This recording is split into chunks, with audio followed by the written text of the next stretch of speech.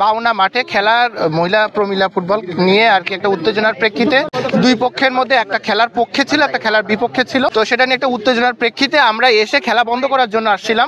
কিছু অবিবেচক মানুষের কার্যক্রমের কারণে সহিংসতা হয়েছে। যারা খেলার পক্ষে ছিল তারা সহিংসতা ঘটিয়েছে। এক্ষেত্রে প্রয়োজনীয় আইনানুগ ব্যবস্থা নেওয়া হবে এবং যারা আহত হয়েছে, আমি স্বাস্থ্য কর্মকর্তার সাথে কথা বলেছি, তাদেরকে হসপিটাল থেকে বিনা খরচে চিকিৎসার জন্য দেওয়া হবে, সর্বোচ্চ ব্যবস্থা নেওয়া হবে যেন মানে তাদের পকেটের টাকা খরচ করতে না হয়। এবং একই সাথে এই মাঠে যেহেতু একটা রক্ত লেগেছে, এই মাঠের কোনো খেলা হবে না।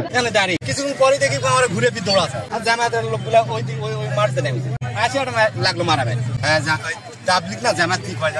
প্রমিলা ফুটবল খেলা আয়োজনকে কেন্দ্র করে একটি অনাকাঙ্ক্ষিত ঘটনা ঘটে। এই খেলার কোনো অনুমতি ছাড়া এই খেলা বন্ধ করতে পুলিশ এবং প্রশাসন উপস্থিত ছিল।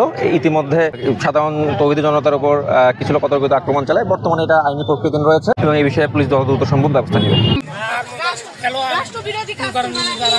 ছিল মারপিট করলো এবং